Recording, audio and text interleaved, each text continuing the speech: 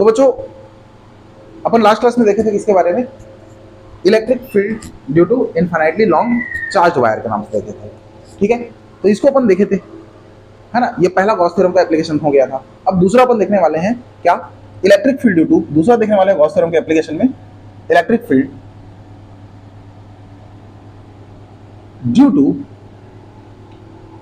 Infinitely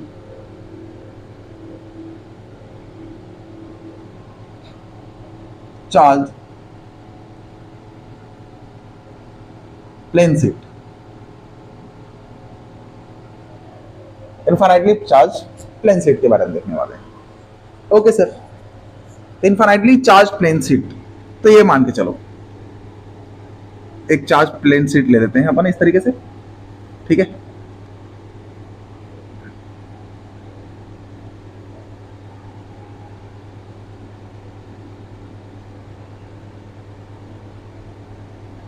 अब इसको अपन uniformly charge कर देते हैं। तो इस तरीके से यहाँ पे चार्ज इसके पर यूनिट सरफेस एरिया में डिस्ट्रीब्यूट हो रहा है यूनिफॉर्मली, क्योंकि इनफाइनाइटली, है ना, प्लेन शीट है। प्लेन शीट मतलब ये क्या है, 2 डायमेंशन बॉडी है, और 2 डायमेंशन बॉडी में क्या होता है, 2 डायमेंशन बॉडी में सरफेस चार्ज डिस्ट्रीब्यूशन होता है। इस तरीके से सरफेस चार्ज डिस्ट्रीब्यूशन कैसे होगा, पर यूनिट सरफेस एरिया में इक्वली चार्ज डिस्ट्रीब्यूट होगा। क्लियर है। अब ये इनफाइनाइटली चार्ज है ना, प्लेन शीट है, तो इस तरीके से जा रहा होगा, बहुत बड़ा होगा, ये बहुत बड़ा होगा।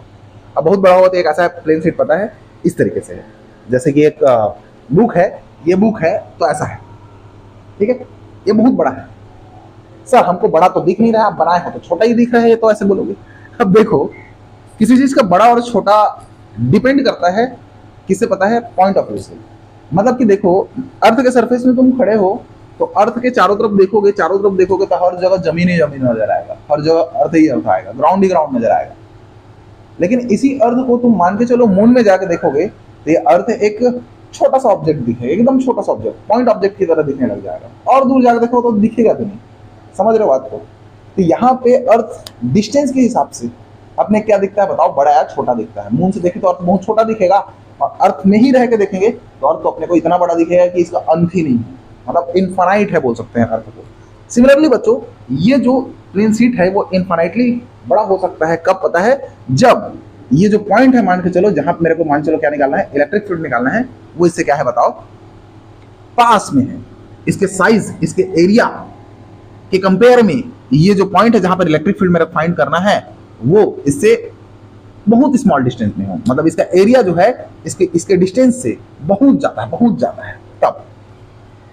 ओके सर, अब मान चलो यहाँ पे मेरे को जानते हो गॉस थ्योरम लगाना है, तो मेरे को यहाँ पे क्लोज सरफेस चाहिए। तो इस प्लेन शीट इनफाइनाइट है, तो इनफाइनाइट लॉन्ग तो मैं क्लोज सरफेस बना नहीं सकता। मैं काम करता हूँ, यहाँ पे एक छोटा सा क्लोज सरफेस लेता हूँ, एक छोटा सरफेस इसका लेता हूँ, और वहां से क्लोज सरफेस लेता हूँ, और वहां से मैं इलेक्ट्रिक फील्ड फाइंड करूंगा, जितना आएगा वो सबके लिए होगा ट्रू। ओके सर, तो देखो यहाँ पे मैं एक सिलेंडर लेता हूँ। सर सिलेंडर काहे ले रहे हो, सिलेंडर की जगह और कोई दूसरा स्टेप नहीं ले सकते क्या? हर एक इलेक्ट्रिक फील्ड को फाइंड करने के लिए क्या सिलेंड्रिकल ही गॉसियन सरफेस लेंगे? तो नहीं बच्चों, ऐसा भी नहीं है। मैं यहाँ पे सिलेंड्रिकल इसलिए ले रहा हूँ क्योंकि यहाँ पे एकदम आसान है इसको सॉल्व करना।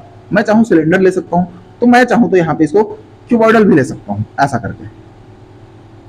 ठीक है, ऐसा करके मैं ले सकता हूँ, ऐसा क्यूबॉइडल भी ले सकते हैं, लेकिन मैं यहाँ पे सिलेंड्रिकल ही ले रहा हूँ।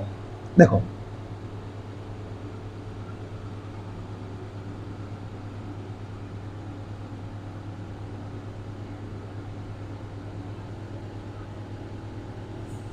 ये सिलेंड्रिकल गॉसियन सरफेस हो गया बच्चों। ठीक है, जो कि इससे कितना डिस्टेंस में है r, और यहां से भी देखा जाता है कितना डिस्टेंस में है r। ओके सर, मतलब कि है ना, इसका लेंथ कितना हो जाएगा, सिलेंड्रिकल, इस सिलेंडर का लेंथ कितना हो जाएगा, 2r हो जाएगा। ओके सर, मान के चलते हैं बच्चों, ये जो इसका क्रॉस सेक्शन एरिया है सिलेंडर का, उसको लेते हैं a। इस सिलेंडर का भी क्रॉस सेक्शन एरिया कितना हो जाएगा बताओ, a हो जाएगा। ओके सर, ठीक है सर। अब देखो ये सिलेंडर गॉसियन सरफेस है, तो इससे इलेक्ट्रिक फील्ड कैसे पास करेगा? तो ये प्लेन शीट ऐसा रखा है, इलेक्ट्रिक फील्ड ऐसे परपेंडिकुलर क्रॉस करेगा, तो यहाँ पे इलेक्ट्रिक फील्ड इस तरीके से निकलेगा। देखो इलेक्ट्रिक फील्ड इस तरीके से निकलेगा। यहां से भी देखा जाए, पीछे साइड से भी देखो तो इलेक्ट्रिक फील्ड ऐसा निकलेगा। मतलब ये मेरा जो है हाथ है ना, ये मान चलो एक इनफाइनाइटली प्लेन शीट है, तो इसमें इलेक्ट्रिक फील्ड कैसे जाएगा, तो इसमें इलेक्ट्रिक फील्ड जो होगा इसके परपेंडिकुलर ऐसे जाएगा, ऐसे। या फिर पीछे साइड से देखोगे तो मेरे साइड आएगा, ऐसे ऐसे। और ऐसे, क्योंकि दोनों साइड चार्ज हो गए यहाँ पे। यस सर, ठीक है सर, समझ में आ गया। तो इलेक्ट्रिक फील्ड इधर भी हो गया, इलेक्ट्रिक फील्ड इधर भी होगा, दोनों का क्रॉस सेक्शन एरिया सेम रहेगा, क्योंकि मैं एक सिमेट्रिक शेप लिया हूं यहाँ पे। ओके सर, अब लेट कर लेते हैं बच्चों यहाँ पे सरफेस चार्ज डेंसिटी क्या है। Surface charge density, surface charge density क्या होता है जानते हो? Charge per unit area. इसका मतलब क्या है? पर यूनिट एरिया में इक्वल चार्ज क्या हुआ है? डिस्ट्रीब्यूट हुआ है। इसका छोटा सा एरिया लूंगा, वहां पे जितना चार्ज आएगा उतना ही एरिया इधर भी लूंगा, वहां भी उतना ही चार्ज आएगा। मतलब ये छोटा सरफेस मान चलो 10 कूलम चार्ज आया, तो यहाँ भी कितना आएगा? 10 कूलम। मैं कुछ ज्यादा नहीं बोल दिया, 10 कूलम चार्ज कुछ ज्यादा ही चार्ज होता है, ठीक है। माइक्रो बोल देते हैं, ठीक। सिग्मा इक्वल टू कितना होता है? क्यू बाई ए। मतलब क्यू इक्वल टू में निकालो तो सिग्मा इंटू ए आएगा कि नहीं आएगा? बिल्कुल आएगा। ओके, अब देखो तो ये सिलेंड्रिकल गॉसियन सरफेस लिया और मैं बताया हूँ रूल, गॉस थ्योरम लगाना है तो अपन 3 स्टेप यूज करते हैं, जिसमें पहला स्टेप क्या होता है बताओ अपना? यहाँ पे एक गॉसियन सरफेस बनाना होता है। तो मैं एक हाइपोथेटिकल गॉसियन सरफेस बना चुका हूँ, ठीक है। अब दूसरा स्टेप लेंगे। दूसरा स्टेप क्या? फॉर्मूला वाला इलेक्ट्रिक फील्ड निकालेंगे। क्या निकालेंगे? फॉर्मूला वाला इलेक्ट्रिक फ्लक्स, सॉरी क्या निकालेंगे? फॉर्मूला वाला इलेक्ट्रिक फ्लक्स। किससे? Through Gaussian surface, through Gaussian surface. Sir और कोई बाहर से इलेक्ट्रिक फ्लक्स नहीं निकाल सकते क्या? नहीं, अरे भैया मेरे को गॉसियन सरफेस से ही निकालना है। गॉसियन सरफेस बनाया ही हूं इसलिए मैं, ये हाइपोथेटिकल गॉसियन सरफेस इसीलिए बनाया हूं कि मैं इससे इलेक्ट्रिक फ्लक्स निकाल पाऊं, ठीक है।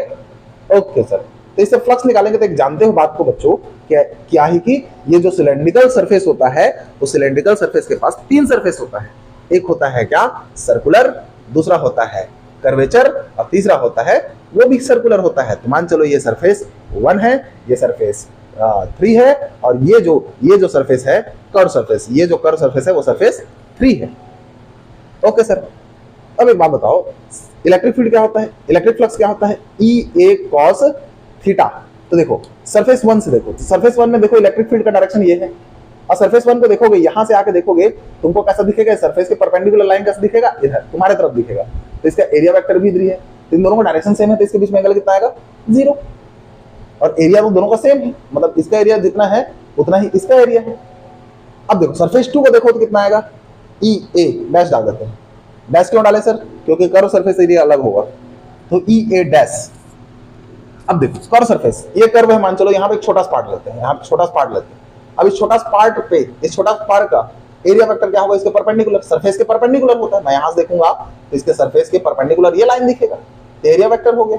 अब ये इससे कैसा है बताओ? 90 डिग्री। कैसा 90 डिग्री सर? तो देखो ये एरिया वेक्टर ऊपर है और इलेक्ट्रिक फील्ड इधर है, इलेक्ट्रिक फील्ड इधर है, तो इलेक्ट्रिक फील्ड से ये एरिया वेक्टर 90 डिग्री में है, तो यहाँ पे एंगल कितना आएगा? 90। सरफेस 3, तो सरफेस 3 भी देखो तो इलेक्ट्रिक फील्ड और एरिया वेक्टर डायरेक्शन सेम है, ये हो जाएगा ई ए कॉस 0। दोनों का एरिया सेम है, क्यों? यहाँ पे एरिया ए, यहाँ पे एरिया ए, तो देखो यहाँ पे एरिया ए है और यहाँ भी एरिया ए है, दोनों का क्रॉस सेक्शन एरिया सेम है, इसलिए इसको मैं ए लिया। अब cos 90 वाला जो टर्म है वो 0 हो जाएगा बच्चों, और यहाँ पे आएगा cos 0 1 होता है, ये हो जाएगा ई ए, ये भी हो जाएगा ई ए। इस तरीके से दोनों जोड़ कितना हो जाएगा? 2EA आ जाएगा। कितना आ जाएगा? 2EA। ओके सर, अब देखो पहला स्टेप था गॉसियन सरफेस लेना, दूसरा स्टेप था फॉर्मूला से इलेक्ट्रिक फ्लक्स निकालना, जो कि मैं फाइंड कर लिया। अब लगाऊंगा क्या? Gauss theorem. क्या लगाऊंगा? गॉस थ्योरम, ठीक है सर। तो गॉस थ्योरम क्या बोलता है? फ्लक्स जो होता है चार्ज का 1/ε0 होता है। अब ये फ्लक्स तो सेम होगा, जानते, क्योंकि सेम गॉसियन सरफेस से पास कर रहे हैं फ्लक्स, तो फ्लक्स दोनों सेम होगा। तो इस फाई का वैल्यू 2EA है, तो इसके यहां पुट कर दो 2EA = Q/ε0। अब देखो बच्चों, इस Q का वैल्यू मैं यहाँ पे निकाल कर रखा हूँ, कितना है? Q का वैल्यू सिग्मा इंटू ए, यहाँ पे रख देते हैं सिग्मा इंटू ए। बच्चों दोनों साइड ए कटेगा और 2 नीचे आएगा, तो इलेक्ट्रिक फील्ड इक्वल टू कितना आएगा? सिग्मा/2E/ε0, 2E/ε0। तो अपने को यहाँ पे क्या पता चला कि electric field due to infinitely plane sheet कितना होता है? सिग्मा/2ε0। याद रखना इलेक्ट्रिक फील्ड अपन पास में निकाल रहे हैं शीट के। ओके सर, और दूसरा बात क्या पता चल रहा है यहाँ से? यहाँ पे जो इलेक्ट्रिक फील्ड है वो कांस्टेंट है। कांस्टेंट मतलब क्या है? वो डिस्टेंस पे डिपेंड नहीं करता। मतलब मान चलो यहाँ पे इलेक्ट्रिक फील्ड निकालूंगा तो कितना आएगा? यहाँ पे देखो ये वाला पॉइंट P है, यहाँ पे इलेक्ट्रिक फील्ड फाइंड किया कितना है? सिग्मा/2ε0। यहाँ पे निकालूंगा तो कितना आएगा?